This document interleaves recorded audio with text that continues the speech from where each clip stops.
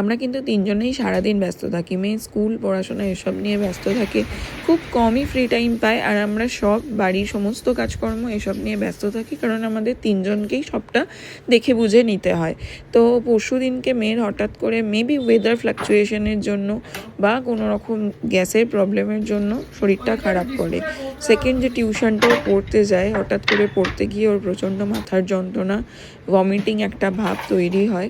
তো aunty phone করেন, তো ওর বাবা ওকে আনতে চলে যায়, কারণ এত মাথার যন্ত্রণা করছিল, ও আর পড়তে পারছিল না।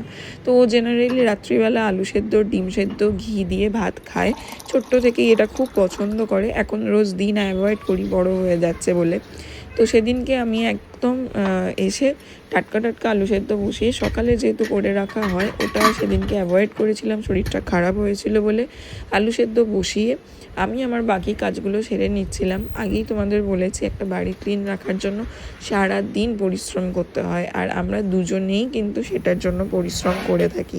তো আমার যা জামা কাপড় জমা ছিল, যা কিছু কাচা হয়েছিল, সেগুলোও আমার কিন্তু তোলা বাকি ছিল।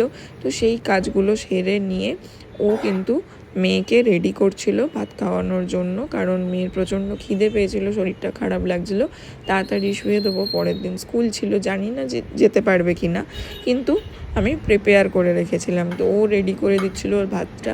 ওই যে বলেছি, আমরা দুজনেই বিভিন্ন কাজে ব্যস্ত হয়ে থাকি, দুজনে দুজনের ওপর ডিপেন্ডেন্ট।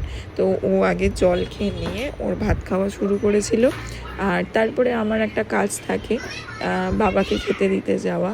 যে বাবা আমাদের সব কিছুর জন্য পাশে থাকে, তার জন্য এইটুকু তো আমাকে করতেই হয়। তো আমার ফ্ল্যাটের পাশেই বাবার বাড়ি, ওখানে বাবার রান্না করা থাকে, বাবার বাড়িতে মেড আছে, রান্না করা থাকে, আমাকে গরম করে খেতে দিতে হয়, এবং আরও কিছু ওখানে আদার্স কাজ থাকে। তো সেগুলো করে নিয়ে বাড়ি এসে তারপরে কিন্তু আমরা খাই। তো এই ছিল আমাদের পরশুদিনের রুটিন। ভিডিওটা তোমাদের কেমন লাগলো জানাবে। আবার দেখা হবে অন্য কোনো ভিডিওতে। টাটা।